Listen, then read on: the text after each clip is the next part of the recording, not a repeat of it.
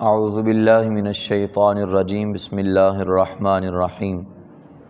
اللہم صلی علی سیدنا و مولانا محمد وعلی آل سیدنا و مولانا محمد وبارک وسلم وصلی علیہ۔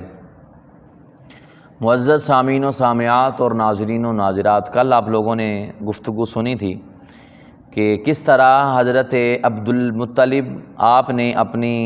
اس نظر کو مکمل کیا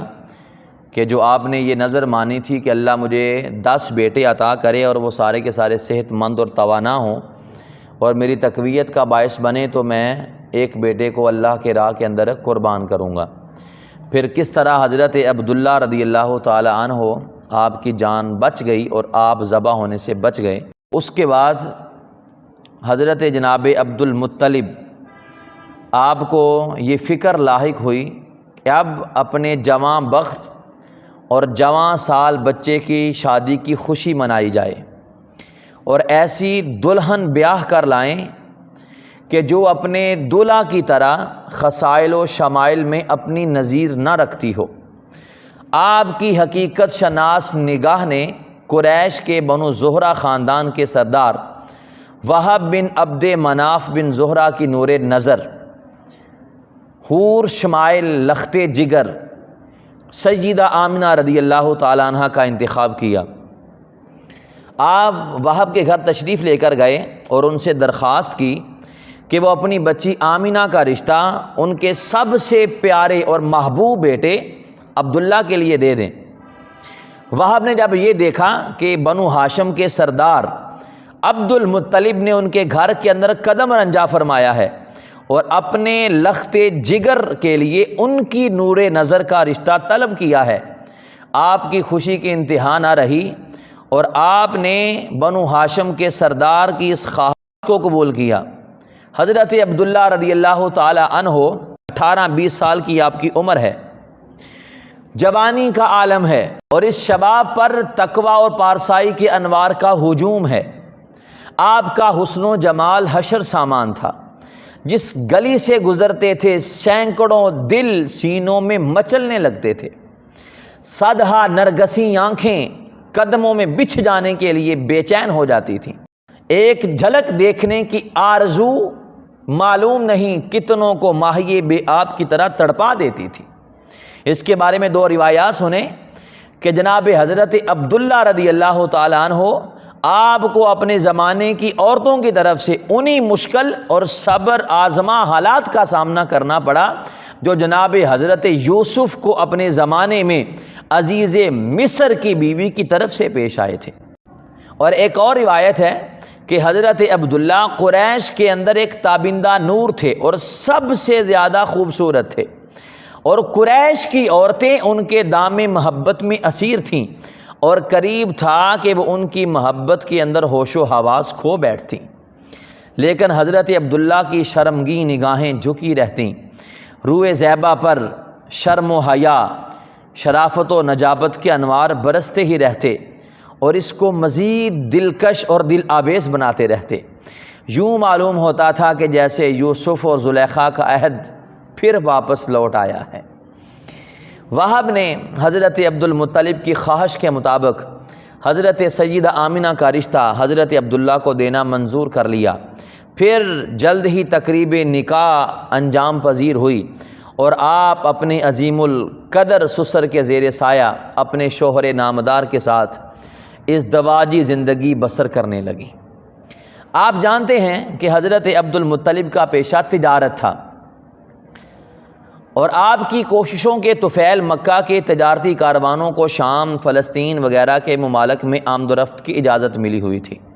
چنانچہ شادی کے بعد حضرت عبداللہ رضی اللہ تعالی عنہ اپنے والد محترم کے ایک تجارتی قافلہ کی نگرانی کے لیے کاروباری ذمہ داریاں انجام دینے کے لیے ملک شام کے لیے گئے۔ جب ملک شام کے لیے گئے، تجارتی مصروفیتوں سے جب آپ فارغ ہوئے اور واپس پلٹے تو رستے کے اندر آپ بیمار ہو گئے، تو باقی دوست سارے کے سارے مکہ آ گئے اور آپ مدینہ کے اندر اپنے ننہال کے اندر رک گئے اور کہا کہ کچھ طبیعت سنبھلے گی تو پھر آگے سفر کا آغاز کروں گا۔ لیکن اللہ رب العزت کو یہی منظور تھا، یہ سفر یہیں تک تھا کہ پھر 1 ماہ بیمار رہنے کے بعد حضور کے والد محترم آپ کا انتقال ہو جاتا ہے۔ اب ان کی اچانک وفات نے سب کو صدمہ ہوا ان کی اچانک وفات پر، اور شدید صدمہ ہوا، لیکن حضرت جناب سیدہ آمنہ رضی اللہ تعالی عنہا کے دل پر جو قیامت ٹوٹی اس کا اندازہ بس وہی لگا سکتی تھی۔ آپ نے عظیم خامد کے وفات پر ایک قصیدہ لکھا جس کے چند اشعار یہ تھے